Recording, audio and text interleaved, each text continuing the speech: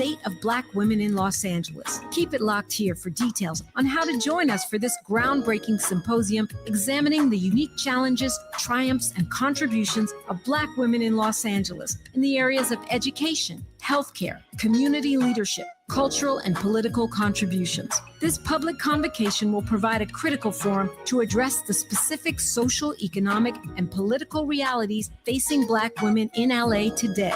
We'll go live with a radio broadcast and YouTube live stream, a public discussion, and a private dialogue with some of LA's most impactful women.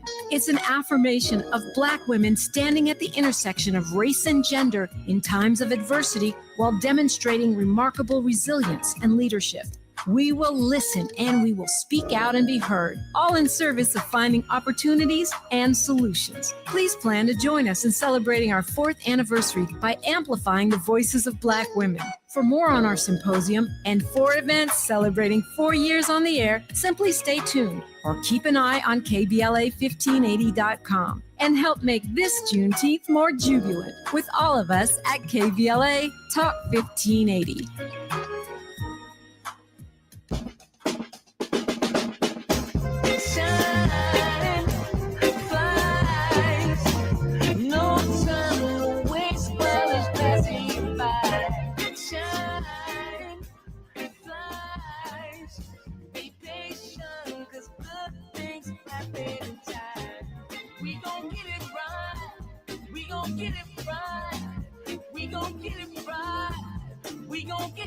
Protesting anthems, yes, we chanting a movement of people. It's like we dancing to the ministry of, it's the energy of, in memory of them that we love. The trinity of the people, the peace, the power, the truth. We speak the powers even louder. We can say it blacker, we can say it prouder. A woman vice president that went to Howard. Now we talk helping Black businesses, and our differences is magnificent. Bringing light to the point where the prisons is. I was told good life is where forgiveness lives. The ascension is to leave what's left behind and feed the seeds with deeds that bless the mind, caress the mind, and question justify. With you and God in time, I best align. You are listening to and streaming A More Perfect Union on KBLA Talk 1580. I'm Dr. Nii-Quartelai Quartey, your host and chief White House correspondent. I'm in touch, and so you be in touch. Follow me on all the social media platforms at Dr. Nii-Quartelai. Just type in Dr. Nii-Q, DRNIIQ. I ain't throwing all 19 letters at you, just a few, just a handful. Dr. Nii-Q, and I will pop right on up. Be sure to download the KBLA app to listen to us live or on demand, or simply tell Alexa to play KBLA Talk 1580, and there we are. Also, if you haven't already, subscribe to A More Perfect Union podcast. That way you'll never miss an episode. And have you subscribed to the KBLA YouTube channel? Yeah, you may want to do that too. Get all the notifications. That way you get all the KBLA goodness, all that good information that you can trust, that is steeped in community, that centers Black leadership, that centers Black humanity, Black genius, right? That's what we're about right here. Speaking of Black humanity, if you haven't already, spread the word. We launched an initiative here called the Testimony Project, Fired But Not Forgotten, the Testimony Project. This is an initiative that is intended to uplift the voices of federal workers, particularly Black federal workers who have lost their jobs or are at risk of losing their jobs.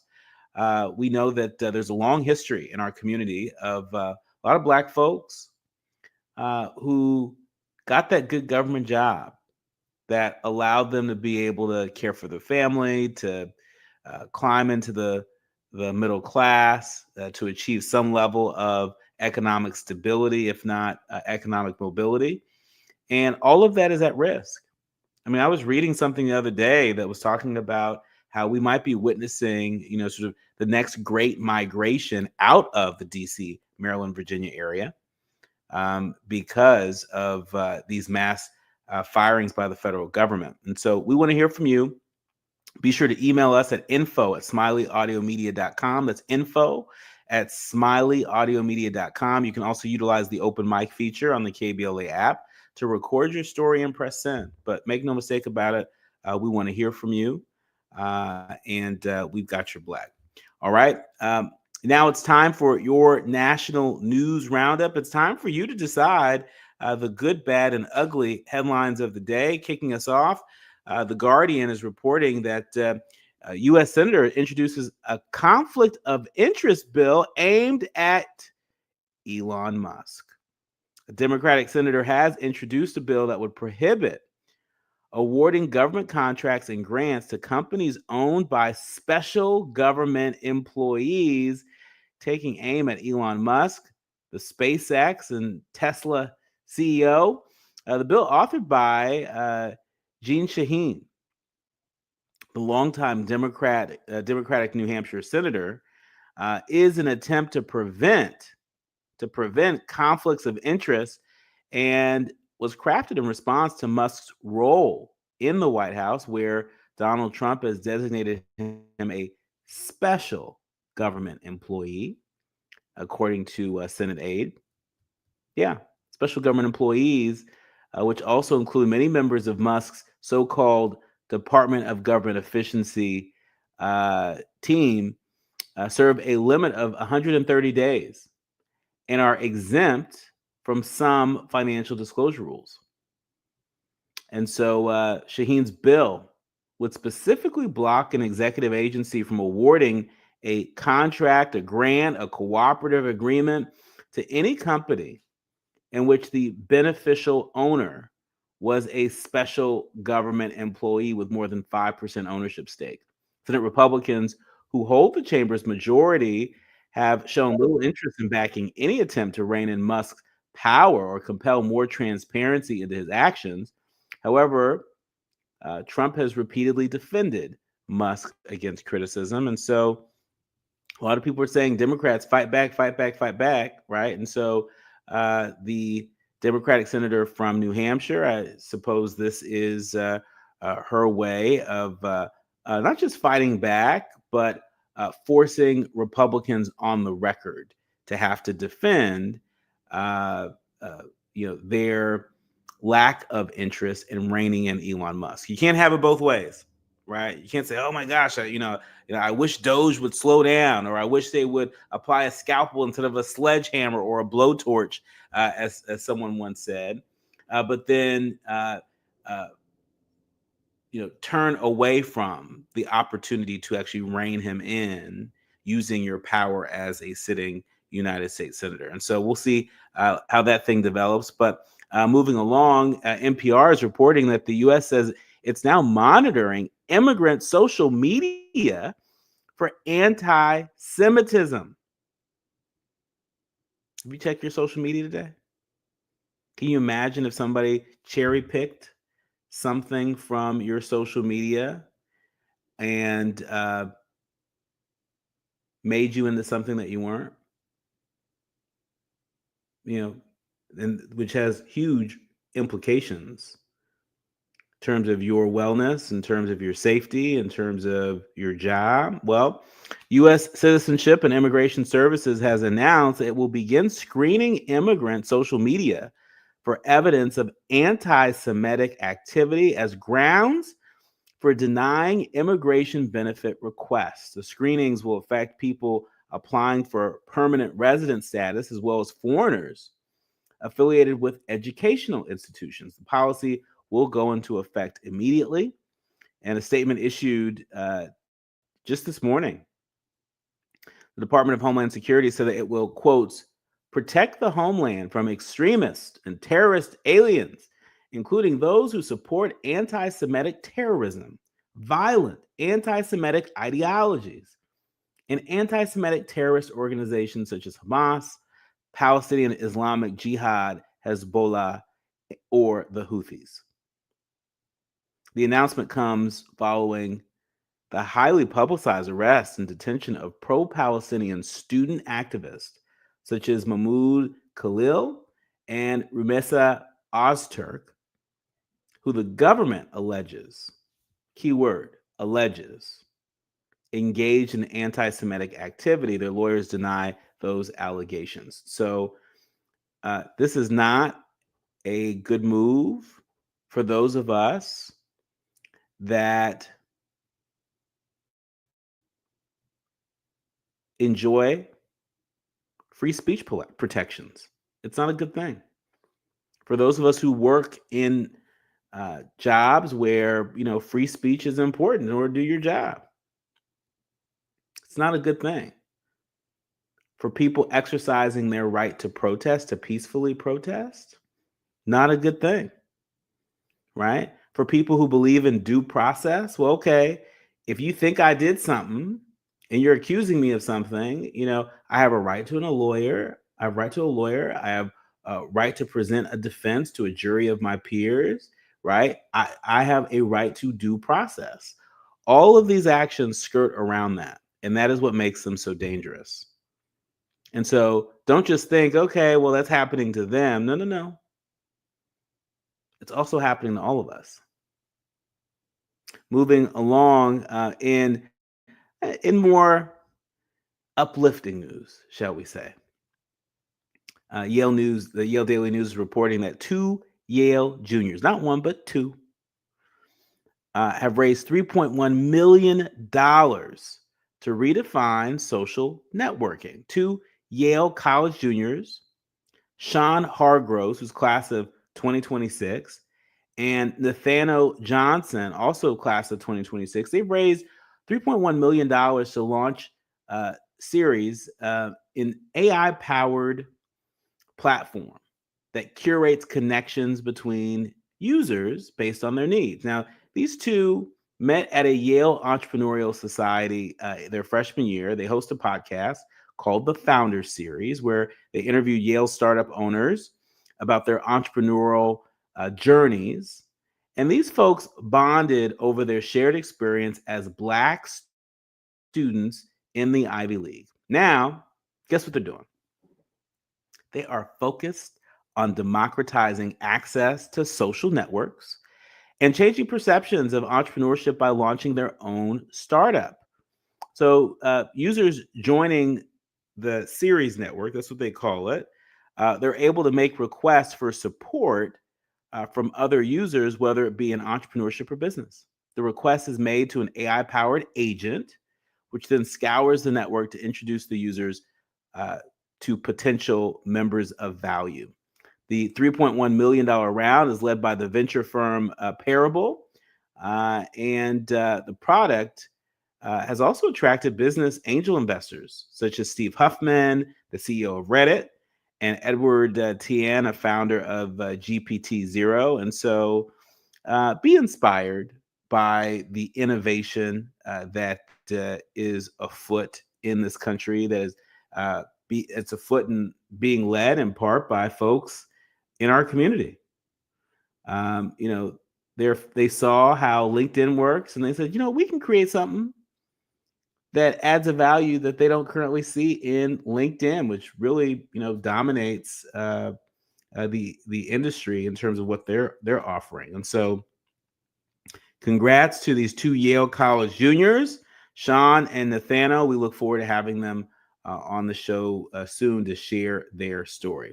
When we come forward, I'm really looking forward to being in conversation with Reverend Dante Stewart. He's author of Shouting in the Fire, an American Epistle. He's also an award-winning writer whose work has appeared in The Atlantic, The New York Times, Washington Post, Anscape. He's a big deal. And he's on the cover of a magazine. And we're going to talk all about that and more when we come forward. You're listening to and streaming A More Perfect Union on KBLA Talk 1580. You're listening to A More Perfect Union on KBLA Talk 1580. We've got a lot to talk about. Before the fire, Altadena was a real-life Wakanda. A thriving Black oasis just 15 miles from downtown Los Angeles. 80% Black residents were homeowners, building intergenerational wealth against the odds. It was a hub of Black-owned businesses, churches, and cultural institutions. It stood as a symbol of Black resilience and economic independence. Then, in a matter of hours, it was gone. The fire tore through homes, swallowed businesses, and left behind a painful void. But was it just an unstoppable act of nature, or was negligence involved? Did officials ignore early warning signs? Were the response efforts delayed or insufficient? What role, if any, did corporate or government failures play? Survivors are demanding answers. Don't miss our KBLA Talk 1580 Town Hall. The Eden Altadena Fire, 100 days and counting, on Wednesday, April 16th, 4 to 6 p.m. at the Robinson Park Recreation Center, 1081 North Fair Oaks in Pasadena. Join Dominic DePrima, Nii-Quartelai Quartey, James Farr, Tavis Smiley, and a panel of survivors, community leaders, and experts as we commemorate day 100 since the wildfires flared up, and we discuss where we go from here. It's KBLA's Eden Altadena Fire, 100 Days and Counting Town Hall, Wednesday, April 16th, 4 to 6 p.m. at the Robinson Park Recreation Center in Pasadena. Light refreshments to follow. Admission is free, but sign-up is required at our KBLA1580.com website. The first 100 attendees will receive a complimentary air purifier. This is a community call to action brought to you by KBLA Talk 1580 and Quinn Emanuel Trial Lawyers. At KBLA Talk 1580, we've got your black. We're with Bridget, whose husband won't be home for months, and whose daughter is due any day. We're with Mike, who's leaving home to protect his family and yours. We're with all service members and their families who need community, connection, and maybe a bit of magic. Are you with them? Learn more at uso.org today. Bring spring to your door with Target Circle 360. Get all you need for Easter hosting, spring get-togethers, and more with unlimited same-day delivery through Target Circle 360. From Easter basket goodies to fresh florals, getting everything the same day is easy. Open the Target app and bring the magic of the season to your door with unlimited same-day delivery through Target Circle 360. Visit target.com/circle or the Target app for more details. Subscription required. Same-day delivery is subject to terms. Applies to orders over $35. KBLA Talk 1580. We've got a lot to talk about. KBLA Talk 1580 is committed to self-care and community well-being. Walk Good LA was formed in June 2020, inspired by the Black Lives Matter movement and the beginning stages of the COVID-19 pandemic. What began as a few minutes of breath work and yoga meditation before protests against police brutality turned into a safe space for the community to heal in hard times. The immensely positive response from the community transformed the momentum into a movement. Today, Walk Good LA is a Black and Brown-led community wellness organization based in Los Angeles. They provide spaces for healing through community yoga classes, guided meditations, hikes, run clubs, and other activations throughout Los Angeles that attract hundreds of members weekly. With the help of Propel and Michael B. Jordan, they now have a yoga and wellness studio in Los Angeles called the Walk Good Yard. To join their mailing list and connect with healing spaces, please visit walkgoodla.org. That's walkgoodla.org. Or find them on Instagram at walkgoodla. This is a community call to action, a community call to healing from KBLA Talk 1580. After producing an award-winning climate justice campaign in 2024, KBLA Talk 1580 has gone all in on its 2025 Climate Justice plus Black Health Initiative. April is Minority Health Month, and Urban Family Focus in partnership with Providence Health Systems presents The Heart of the Matter. Providence doctors and health equity officers will participate in informative and life-changing conversations on hypertension, health equity, behavioral health, and community engagement. Don't miss these empowering conversations on Urban Family Focus every Saturday in April at 7 and Sunday at 6 a.m. Pacific Standard Time. Sponsored by Providence, Southern California's largest and most comprehensive healthcare network. We've got a lot to talk about on KBLA Talk 1580. Download the KBLA 1580 app or log in to KBLA1580.com. I'm Reverend Gerald, the life coach. On KBLA Talk 1580, we've got your black. KBLA Talk 1580. We've got a lot to talk about.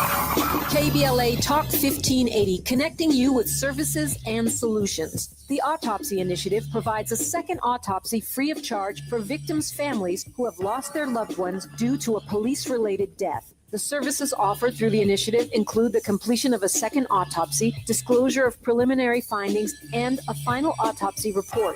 A police-related death is when an individual is harmed by police officers using deadly force, which results in an individual's death. Police-related death includes in-custody deaths, including those that arise during contact with law enforcement officers during arrest, pursuit, booking, transport, or incarceration. The Autopsy Initiative has a team of board-certified pathologists on call. An autopsy request may be completed by anyone with a close relationship with the victim, which may include the victim's spouse, partner, relative, close friend, or lawyer. To request a free second autopsy for a victim of police violence, please visit knowyourrightscamp.com. That's knowyourrightscamp.com. Then click on Autopsy, then click on Request. At KBLA, we believe in justice for victims of police violence. We say their names, and we don't black down. This is a community call to action from KBLA Talk 1580.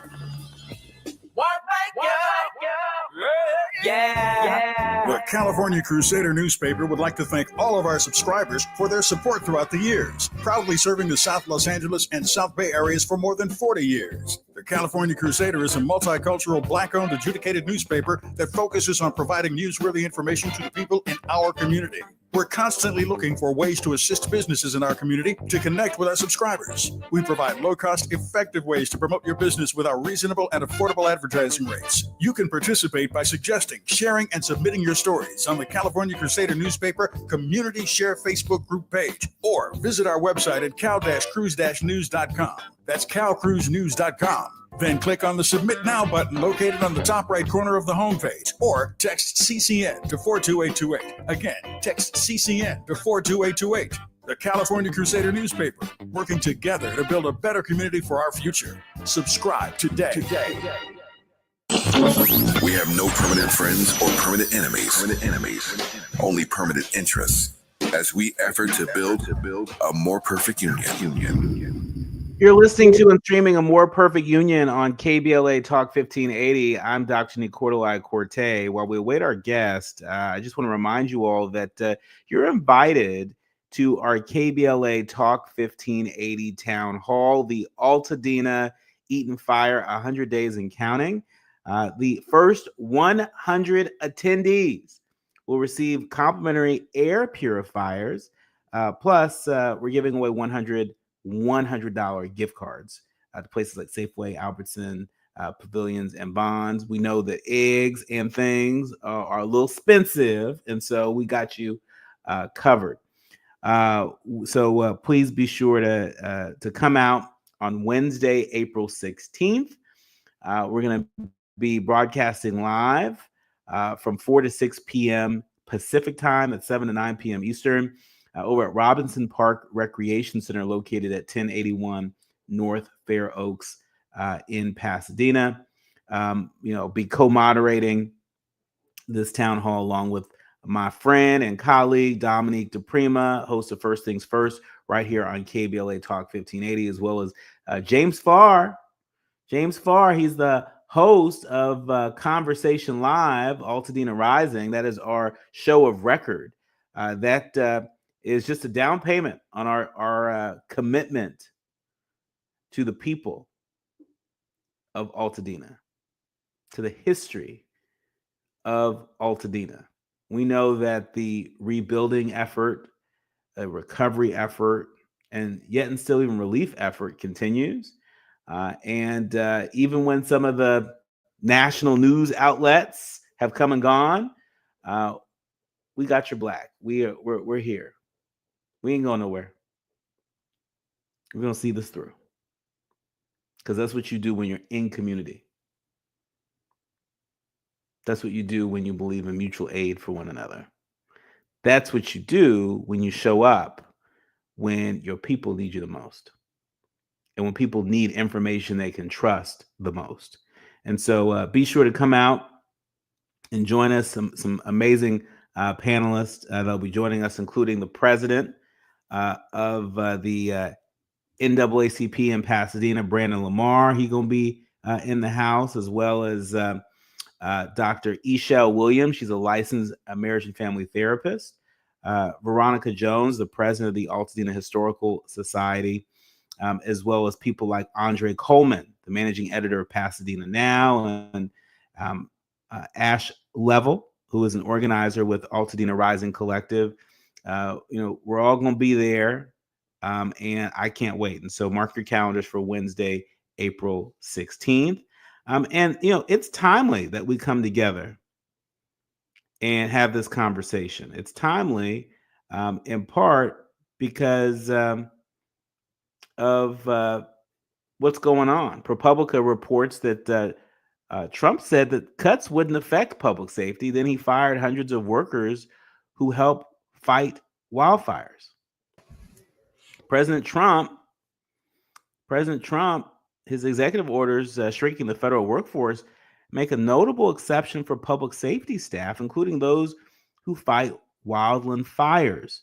But ongoing cuts, funding freezes, and hiring pauses have weakened the nation's already strained firefighting force by hitting support staff who play crucial roles in preventing and battling these blazes. And so we know that the risk for other wildfires has not gone away, and the need for federal support has not gone away. And so we're not going to wait on the government to do right by the people of Altadena. We're going to do what we can from where we are with what we have. And so, again, on April 16th, be sure to come out and check us out.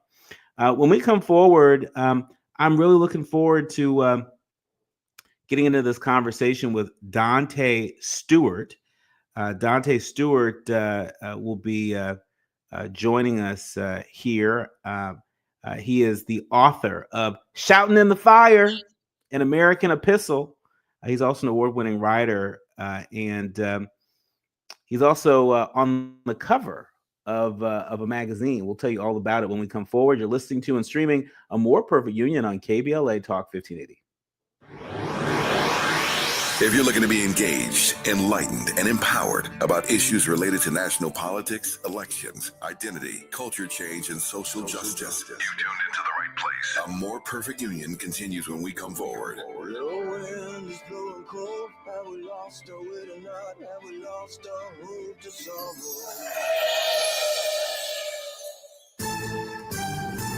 I'm Amber Payton with 4 Things You Should Know with BIN News. Michelle Obama is denying divorce rumors, saying people mistook her independent choices as marriage trouble. She and Barack have both acknowledged challenges but remain committed after 32 years together.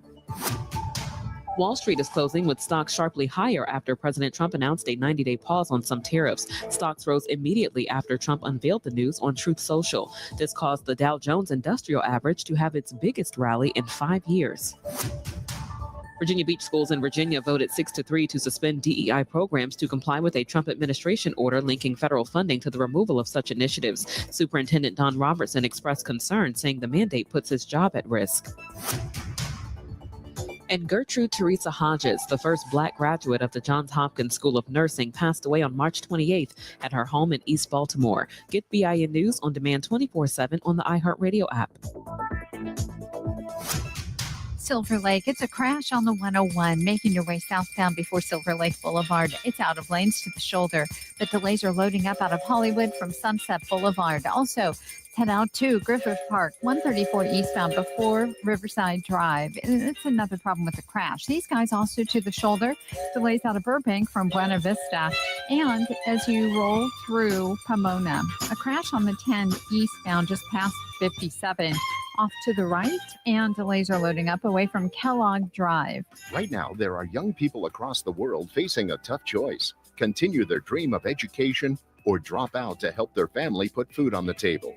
You can help change their future in a single moment. See how far your support can go at unbound.org. Is this the title? This is the KBLA Sports Minute with Ray Richardson. The Masters, the most prestigious event in golf, teed off today in Augusta, Georgia. If you're planning to watch the Masters on TV, let me drop some history on you. On this day 50 years ago, April 9th, 1975, Lee Elder became the Jackie Robinson of golf. Elder was the first African-American to play in the Masters, breaking a color barrier that stood for 41 years. Elder was 41 at the time when he made history. He failed to make the cut in the 1975 Masters, but his appearance helped open the door on the PGA Tour for other black golfers, including a guy named Tiger Woods. Woods is not competing in this year's Masters after undergoing Achilles tendon surgery in March. When Woods turned pro in 1996, he often showed respect for Elder and made appearances with him. Elder was on the PGA Tour for 37 years and had career earnings of $2.6 million. He passed away in 2021 at the age of 87. No debates, no speculation, just the info you need. That's your KBLA Sports Minute. I'm Ray Richardson on KBLA Talk 1580.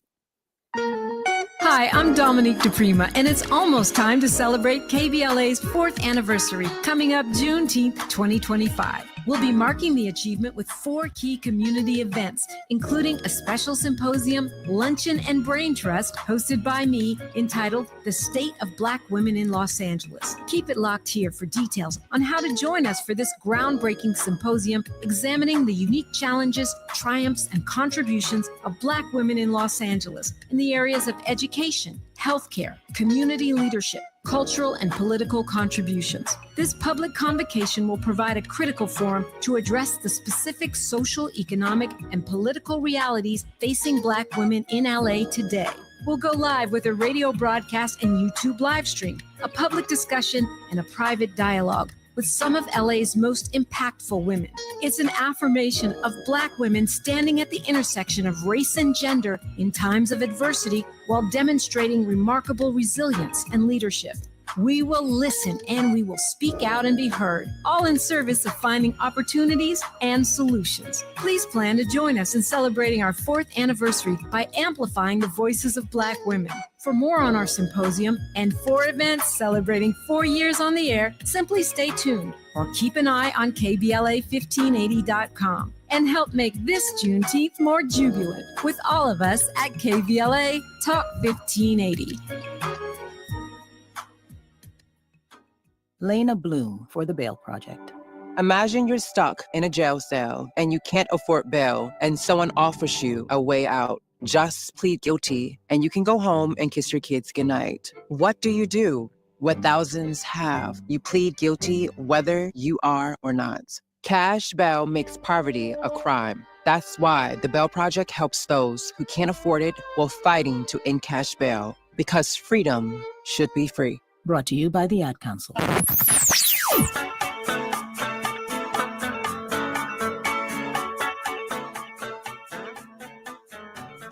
This is KBLA Talk 1580. Talk radio that's music to your ears. We're unapologetically progressive. KBLA Talk 1580. Hit me! National news of consequence, informed opinion, and analysis beyond the headlines. You're listening to A More Perfect Union on KBLA Talk 1580. You are listening to and streaming A More Perfect Union on KBLA Talk 1580. I'm Dr. Nii-Quartelai Quartey, and joining us here in afternoon drive time is Reverend Dante Stewart. He's author of Shouting in the Fire, an American epistle. He is an award-winning writer whose work has appeared in a number of places and is forthcoming in the Atlantic, the New York Times, the Washington Post, Anscape, and all the cable networks. Welcome to the show, Rev. Thank you. I appreciate you and glad to be here. Oh, we're really glad to have you here. Now, there are lots of interesting people that we talk to on the show, people who are on the front lines doing their part to build a more perfect union. I actually happened to catch a glimpse of you on the cover of Broadview for the April-May edition, Justice, Politics, and Spirituality. And the headline read, "Being Black in Trump's America, Theologian Dante Stewart on Grief, Resistance, and the Quiet Power of Resurrection." I thought, well, this is a conversation I want to have before Easter. Well, it was an Easter essay. Tell us about you. What's that? I did, but I wasn't the one who chose the name of the essay, which is kind of, for me, is like, in some sense, it's like a double. In some sense, it's like oxymoron or double meaning in some sense, because on one hand, this is in a very real way, weird way today, especially thinking about things that's unfolding. Trump's America in a very weird kind of way we haven't seen before. But then in a very real way, like this has never been any one person's America. So I like every time I do read the title of the essay, I kind of like, okay, let me explain to people. There's a kind of double meaning here. So there's gonna be people that's like, oh, this is not Trump's America. And I'll be like, you're right. That's right. That's right. Well, and just to give our leaders, learners, and listeners a little bit of a background, at least in the article, it talks about how the first time Donald Trump was elected president back in 2016, at least your life began to disintegrate. And at the time, you were the first Black preacher at a mainly white evangelical church in Augusta, Georgia. But as Trump's divisive message began to take hold across the nation, you could hear those same ideas emanating from his pews, from your pews. I haven't talked to a number of Black preachers at white evangelical churches that are able to articulate the turning of the tide in their church. Talk to us about what your experience was in Augusta. Yeah. So at that time, I was preaching, leading, and teaching in a church in Augusta. I had been in the white evangelical church since I was playing football in college at Clemson. And that is the place where many young people from, and particularly in my situation, from South Carolina, young Black men from South Carolina, end up getting involved and engaged in white evangelical churches. Because we're going to events such as Athlete in Action, or we're going to Fellowship of Christian Athletes. And, we're not those who are like overtly excited about being there. But like many of our people say, if you're not going to be home, be plugged in somewhere. So I was someone that was plugged in somewhere, and I got plugged in with white evangelical church and stayed in there for a number of years. And when we transitioned, my family and I transitioned to Augusta, Georgia, we became a part of another white evangelical church. And I was one of the young, kind of vibrant Black dudes in the church. And, if you're an athlete and you're young, Black, articulate and vibrant, white Christians love you. You become kind of a poster child for, their idea of inclusion or diversity, even if the institutional structure is very much still rooted in kind of white power dynamics and white supremacy, which that was the case. And many times that was revealed through catalytic events happening, particularly for me, the very public murder of Alton Sterling. That was the beginning of the unraveling. And then Philando Castile was murdered, if I'm not mistaken, the next day. And then Donald Trump, became president, he kind of really that fall administration that he was, I think he was already, my brain is like not working right now. But at that time, this unraveling, Alton Sterling, Philando Castile, Donald Trump, and all these, things begin to take place in this white evangelical church. And I was one of many who stayed in that place and attempted to get them to see and develop a kind of different way of seeing the world and develop a different kind of language. But, always die hard. Racism and white supremacy don't die with time. They're passed on as a kind of inheritance that one individual or even group of people won't be able to turn the tide on. And at some point, we begin to get tired of it and things begin to unravel like it did in my life. And that unraveling really, truly began with me being introduced to James Baldwin's The Fire Next Time, which, for me, the beginning of The Fire Next Time is part prayer to his nephew. And the second part of Fire Next Time is a very, very deep, articulate sermon of Baldwin, thinking about race, religion, politics, the place of Black people in American life, and all of that. And I began to develop language that, for me, it was no way possible for me to stay in that environment after having encountered Baldwin and the resistance. I mean, my goodness. I mean, it almost reads like a movie script, right? A Black preacher at a white evangelical church in Augusta, Georgia, in the very early stages of Trump's rise to power. One of the things that you say in this Broadview interview is that as a minister, your job is simple: to go to the places that people often don't go in order to bring them safely through, That's to say that your task is to courageously face deep human darkness and wrestle with it in its most terrifying form in hopes of to salvage the bones, to borrow the title of the American novelist Jasmine Ward's book. And so talk to us about your experience in this white evangelical church. I think a number of our leaders, learners, and listeners may not have had the experience of being in a white evangelical church, let alone leading one. What is it about the culture of white evangelicals that is so stuck on Trump, that is so stuck on MAGA? Well, I mean, let me be very clear. I was not a lead pastor in that church, but I very much was influential as a kind of young minister in that area. But I encountered the worst, as KSA Layman says, the worst of white folk. And for me, I think so much of it has to do with both the institutional structure and the individual resistance.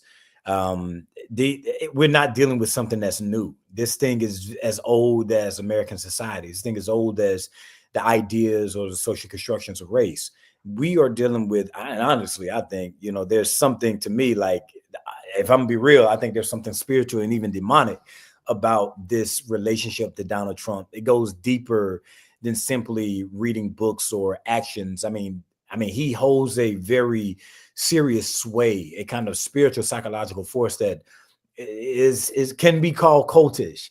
And I think that becomes it. It's like, on one level, there's an institutional structure in which, white evangelicalism is very powerful in American society, in education, in politics, in civic organizations, in think tanks, and publication. I mean, you talk about like media and social media. I mean, it is a very powerful, racially charged, racist power dynamic going on here. So, they're very powerful in American culture. But then also on an individual level, I'm thinking of Reinhold Niebuhr in 1932 in his book, Moral Man and Immoral Society. He says that no matter how many individual white people will join black people in their cause, the white race in America won't do so unless they're forced to do so. And I think in this country, there's not been a kind of a perpetual forcing. There has been through legislation. You're thinking about Brown versus Board of Education, Voting Rights Act, Civil Rights Act, but they're trying to erode all of the kind of forced ways that people have been having to make better choices. And I think if we don't get both the institution and the individual enforcing, then you will get the kind of outcome of a Donald Trump and white evangelicalism functioning the way it does in their relationship. And honestly, sometimes I'm actually confused by it. I really don't get it. Also in this Broadview interview, they write in 2022, your depression unraveled your sense of self, your sense of time, your sense of wonder, your sense of where you stand in the world. You say it destroyed the distance between who I once was, who I am becoming, and the bridge between the two. I want to dig a little bit deeper into that when we come forward. We are in conversation with Reverend Dante Stewart. He's the author of Shouting in the Fire. Shouting in the Fire. I love the title. Shouting in the Fire. It just makes you want to shout while you say it. Shouting in the Fire. War with Reverend Dante. When we come forward, you're listening to and streaming A More Perfect Union on KBLA Talk 1580. Striving to make America a nation as good as its promise. This is A More Perfect Union on KBLA Talk 1580. We've got a lot to talk about. Shaka Khan, Patti LaBelle, Gladys Knight, Stephanie Mills. The BPC presents The Queens. 4 legends, 1 stage tour. Shaka Khan, Patti LaBelle, Gladys Knight, and Stephanie Mills. The Queens. 4 legends, 1 stage. May 11th at Kia Forum. Tickets available at Ticketmaster. At Providence, health equity is the foundation of our community health initiatives, ensuring care reaches those who need it most. Heart disease is the leading cause of death in America. African Americans face a higher risk of life-threatening issues like hypertension, the #1 cause of stroke. 55% of Black adults have high blood pressure. The good news is 80% of heart disease is preventable with healthy lifestyle changes and patient-centered care provided by the Providence Heart and Vascular Institute. From routine screenings to advanced procedures, Providence provides comprehensive care for the heart conditions that overly impact our community by ensuring patients receive treatments tailored to their needs. Let's stop the trend of being 30% more likely to die from heart-related problems. Take charge of your heart health with world-class cardiologists who deliver the compassionate care you deserve. Visit providence.org/SoCalHeart. That's providence.org/SoCalHeart to request an appointment. KBLA Talk 1580. We've got a lot to talk about. KBLA Talk 1580, connecting you with services and solutions. The Autopsy Initiative provides a second autopsy free of charge for victims' families who have lost their loved ones due to a police-related death. The services offered through the initiative include the completion of a second autopsy, disclosure of preliminary findings, and a final autopsy report. A police-related death is when an individual is harmed by police officers using deadly force, which results in an individual's death. Police-related death includes in-custody deaths, including those that arise during contact with law enforcement officers during arrest, pursuit, booking, transport, or incarceration. The Autopsy Initiative has a team of board-certified pathologists on call. An autopsy request may be completed by anyone with a close relationship with the victim, which may include the victim's spouse, partner, relative, close friend, or lawyer. To request a free second autopsy for a victim of police violence, please visit knowyourrightscamp.com. That's knowyourrightscamp.com. Then click on Autopsy, then click on Request. At KBLA, we believe in justice for victims of police violence. We say their names, and we don't black down. This is a community call to action from KBLA Talk 1580. Notable journalists, industry leaders, lawmakers, change makers, tastemakers, and you working to build a more perfect union on KBLA Talk 1580. You are listening to and streaming A More Perfect Union on KBLA Talk 1580. I'm Dr. Nii-Quartelai Quartey, and delighted to be in conversation with Reverend Dante Stewart. There he is, author of Shouting in the Fire. Now, Reverend Dante, in this article where you're on the cover of Broadview, talking about being Black in Trump's America, you note that as a public theologian, you're expected to have answers to a lot of questions. But how do you show up as a public theologian when you yourself are not feeling healthy and whole? In 2022, you very publicly shared that you experienced depression, and it had unraveled your sense of self, your sense of time, your sense of wonder. How were you able to heal Dante the person before you could go out and be who folks need you to be as Dante the public theologian? Honestly, sometimes I'm not, if I'm gonna be real. It's Toni Morrison with, I think, Juan Williams. She gave that famous interview. Sometimes you survive only in part. You don't survive whole. Sometimes you just kind of take the in part that you have and show it with the in part, and I think for me, that has been the case. I was actually just lamenting to a lot of my friends over these last few weeks that, it's been so difficult to put words to page and to write and to be creative, because the creative job, both you're talking about trying to create good work and do good work in this world and, care for people and mitigate harm. That's a very difficult task to do. Most people either are numbed out, or kind of throwing their hands up and say, it is what it is. We kind of get on with life and keep on moving. But I feel like some of us who have to carry the hope and the grief of people who can't carry it on themselves, on their own. And I think for me, sometimes I wonder why this is my lot. But every morning I get up, every morning I get up in the morning, I just think that there was just a part of me, and it feels in some sense ancestral. As I think about what's on my back shoulder of James Cone and Toni Morrison and the likes, and just, as I think about these people who have shaped me, and Katie Cannon and James Baldwin, and thinking about they're shaping me. I think at some point, they got tired of the work, and sometimes they took breaks. But the work is about a kind of trajectory of like, it doesn't mean like every day you're going to have it, but it does mean that somehow, some way you're going to try and attempt to find it.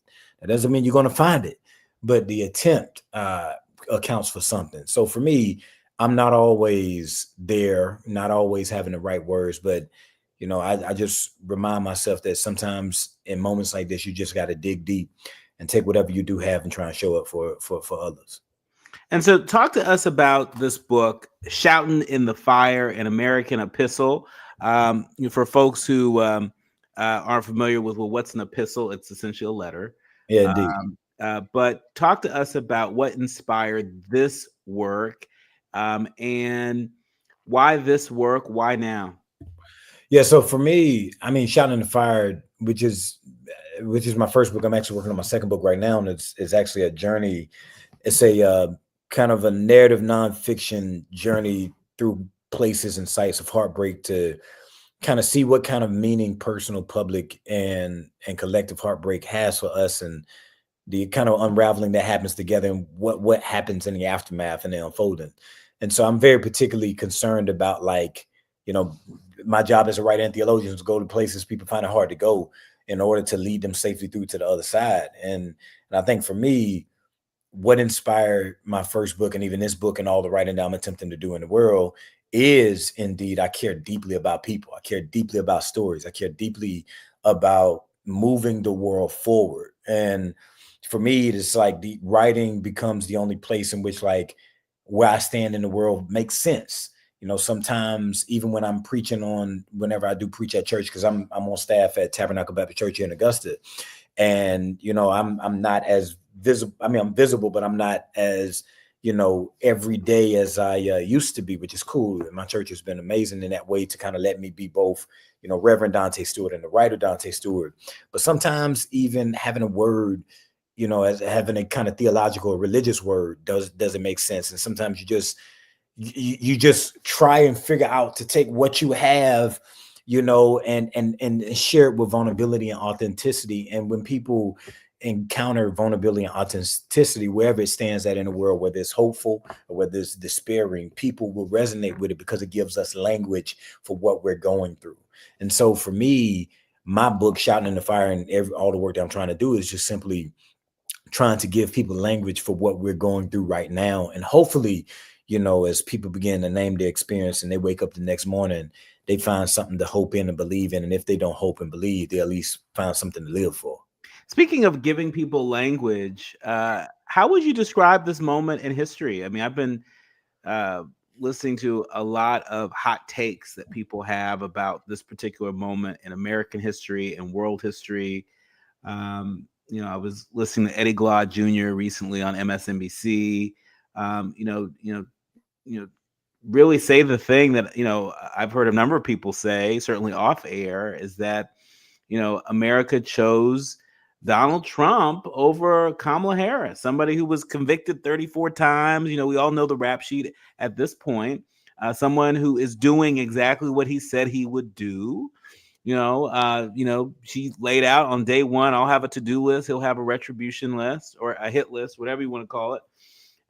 And Eddie Glaude was making the point that, there are a number of people who need to examine their heart and examine why they were willing to put the Republic at risk, because they could not see fit to have a Black woman in the Oval Office. Now, that may not summarize all of it, but for a lot of people, comes pretty close. Oh, indeed. I think, it doesn't make no bones about it. Racism and sexism and white supremacy played a critical role in this election season. And I think anybody who says anything differently, either, is in denial, or they don't want to deal with the facts as they stand. And I think it's not a reductionistic answer. I mean, at every point of this election season, the way it unfolded, race, sexism was a critical point in which how people made their choices.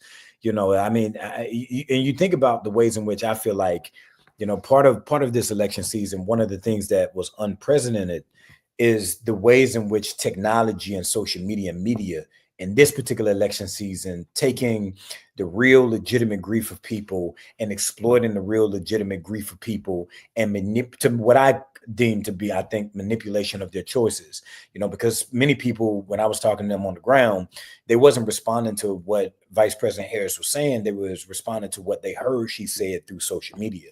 And so I think that was one of the things that makes this moment unprecedented is we haven't seen from a court, education, political infrastructure and ecosphere and technology, we haven't seen these things partner up with a real legitimate force of racism and sexism in American history before. And I think this is one of the things that just kind of scares me a little bit and should scare all of us, is the way in which all these kind of forces in this moment has finally it feels as if we're in some kind of end game like Avengers. And we're just kind of in that first scene of Avengers Endgame, and we're trying to figure out after the snap happened. We're kind of in denial, but we're kind of here right now. And I think that we got to figure out, there's a point at which we got to figure out how to move in this moment and not just simply circle the wheels over and over. So I think it's a catalytic moment. It's actually unprecedented.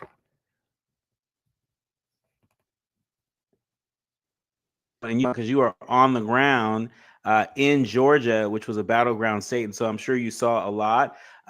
Reverend Dante, you got to come back. This is not enough time. You got to come back so we can stretch out some more. I want to remind our leaders, learners, and listeners that your book is out.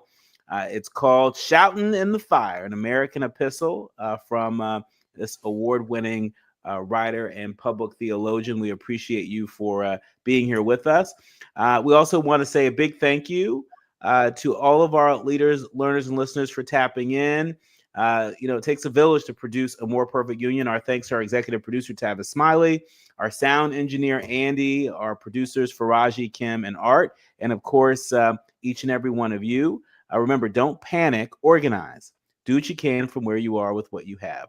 I'm Dr. Nii-Quartelai Quartey, and you've been listening to and streaming A More Perfect Union on KBLA Talk 1580. Thank you, Reverend Dante.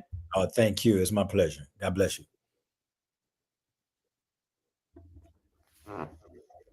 Died in a hazing incident would require fraternity, sorority, and club members to complete anti-hazing training to graduate.